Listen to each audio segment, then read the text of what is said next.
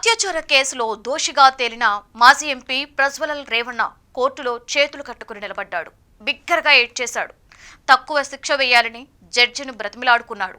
అత్యాచార కేసులో కోర్టు దోషి అని తేల్చిన వెంటనే కోర్టు హాలు ప్రజ్వల్ రేవణ్ణ కన్నీళ్లతో తడిచిపోయింది. కోర్టు హాలులో నుండి బయటకు వచ్చిన తరువాత కూడా ఏడుస్తూ వెక్కిళ్లు పెట్టుకున్నాడు. తన కోరిక తీర్చమంటూ 47 ఏళ్ల పని మనిషిని వేధించాడు. ఒక్కసారి కాదు, 2 సార్లు కాదు, ఎన్నోసార్లు బలవంతంగా లైంగిక దాడి చేశాడు.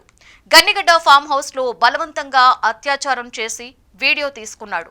వాటిని చూపిస్తూ మళ్లీ బ్లాక్మెయిల్ చేసి అత్యాచారం చేశాడు. వేధింపులు భరించలేక కేఆర్ నగర్ కు చెందిన బాధితురాలు గత ఏడాది ఏప్రిల్ 28న హోళే నరసీపుర పోలీస్ స్టేషన్లో ఫిర్యాదు చేసింది. తనలాంటి వారెంతో మంది ఆయనకు లొంగిపోయారని, ప్రతిరోజు కొత్త తరహాలో కోరికలు బయటపెట్టి వేధించేవాడని బాధితురాలు వాపోయింది. ప్రజ్వల్ రేవణ్ణ తన లైంగిక కోరికలు తీర్చిన వారందరి వీడియోలు తీసి వాటిని చూపిస్తూ వేధించేవాడని ఆరోపించడంతో పోలీసులు స్పందించి సోదాలు జరిపారు. ప్రజ్వల్ రేవణ్ణపై పని మనిషి ఫిర్యాదు తర్వాత కేసు మరో స్థాయికి వెళ్లింది. కొత్త బాధితులు వెలుగులోకి రావడంతో ఉచ్చు బిగుసుకుంది.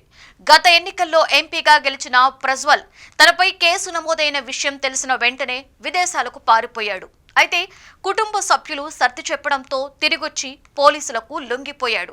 అత్యాచారం, వేధింపుల కేసులో అరెస్టైన ప్రజ్వల్ రేవణ్ణ గత 14 నెలలుగా జైలులోనే విచారణ ఖైదీగా ఉన్నారు.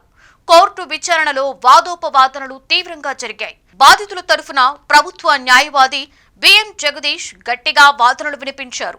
నిందితుడు సాధారణ వ్యక్తి కాదు, ఎన్నికల్లో ఎంపీగా గెలిచిన హై ప్రొఫైల్ వ్యక్తి.